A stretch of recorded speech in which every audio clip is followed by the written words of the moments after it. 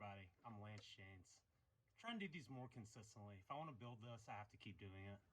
Quit letting life and fear get in my way.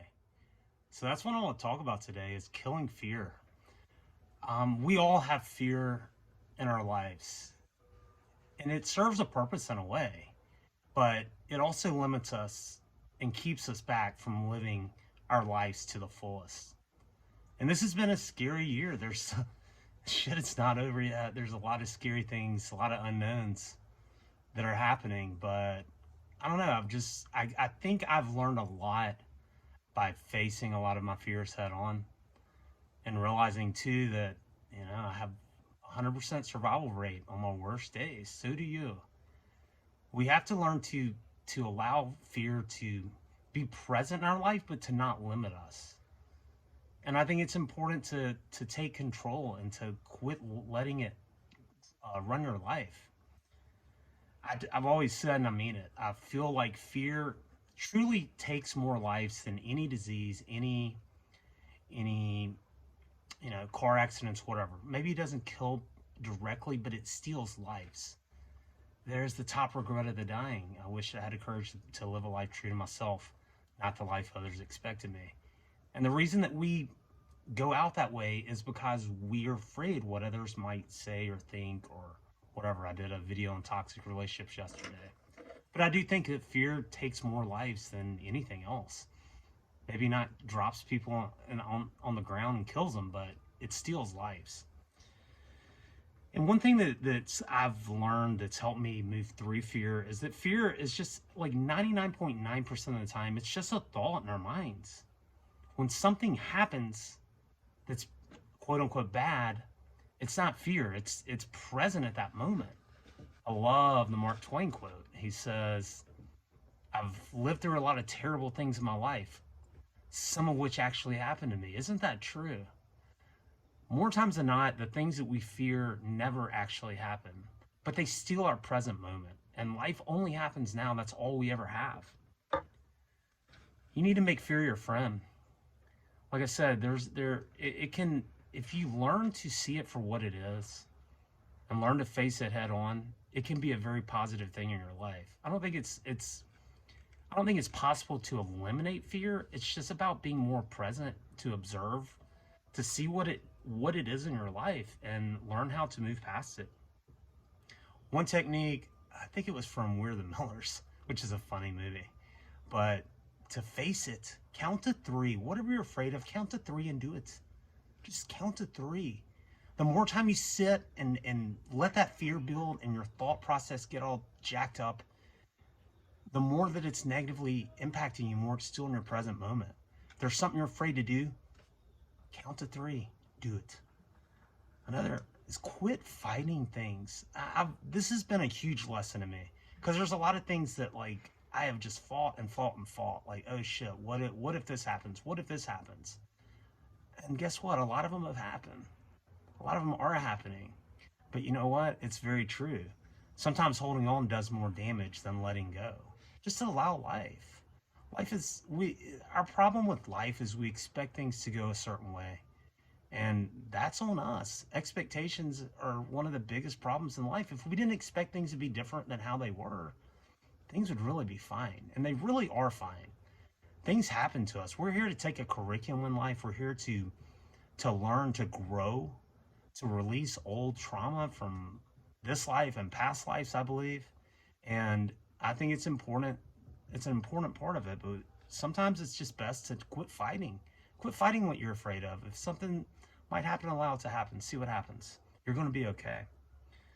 Breathing is another huge thing. I heard something recently. It was like a meme. Someone had posted it. I've tried and it really helps. So when you're in a fearful place, focus on your breathing.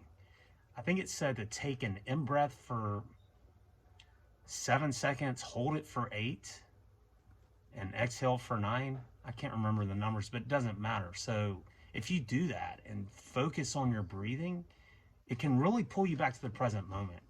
Because honestly, most of the things you're afraid of never happen. If it's not happening right now, it's not real. Another thing is quit fearing the unknown. Everything is unknown. Good things are unknown. Everything comes out of the unknown.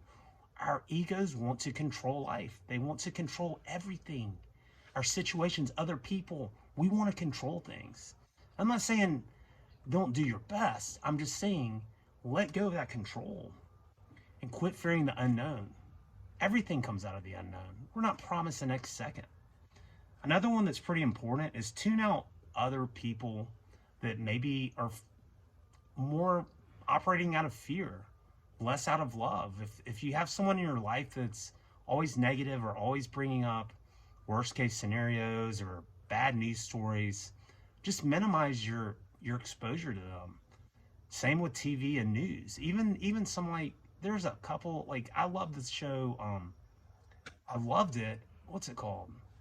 Ozark with Jason Bateman on Netflix. It's a great show, but it's so dark. Another one was Bloodline. It was a great show, but shit, man, that stuff's heavy and dark. And those type shows can absolutely impact your life and your mindset. So can the news, obviously. Turn that shit off. The only way past your fear is through it. You've got to face fears. Putting them off and avoiding it and not dealing with it, it's never going to work. And 99.9% of the time, what you're afraid of is never as bad. It never turns out to be as bad as you think. Help someone else. Anytime you're gonna catch yourself in a fearful place, go out of your way to help someone else. It could be a compliment, volunteer, do something for someone else, because when we put others first, it quickly minimizes our fear and our own thoughts. And you put others first and serve others. That's what we're here to do. Laugh, smile more, make yourself smile. Find things that are funny to watch or listen to or whatever. Make time for laughter every day. It is really the best medicine. And one thing that I think that's helped me a lot is write down your fears. You know, take time to like write down, like, oh shit, I'm afraid of this, I'm afraid of this. Write out the worst case scenario and the best case scenario. And then start thinking on the best case scenario, because truly our thoughts do become things. And if you focus on the worst case scenario, you're bringing that negative energy to you. If you focus on the best outcome possible, you're also bringing that to you. Our thoughts are everything. Philippians 4:8 is probably like my favorite Bible verse, and I'm not per se a Christian or anything else. I was raised Christian, but I've learned a lot from Hinduism and so many different, there's amazing spiritual books out there. But Philippians 4:8, it talks about think on these things, whatever is good, lovely, noble, like, I don't remember it all, but like, think on good things. And when you're afraid, like, make that list, write it out. Write out what you're afraid of, what your fears are. It helps you face them in that moment. You can write out the worst case scenario, but realize that's not going to happen. Almost never happens. And guess what? The only time you can deal with a problem is when it is happening. You can't deal with you can't deal with something tomorrow. I think that's why in Matthew it says, you know, don't bark trouble. Like, there's enough word for today. Don't worry about tomorrow. Tomorrow's not real. It's just another now. All right, everybody. Please hit the like and subscribe, and please feel free to share this. I really want to build this, and I've got some great guests coming on. I've just got to be more consistent. So I appreciate everyone's support. If you have any video topics or ideas, hit me on comments or on social media or whatever. Thanks, everybody. As always, have a happy now, because you can't be happy yesterday. You can't be happy tomorrow. Thanks.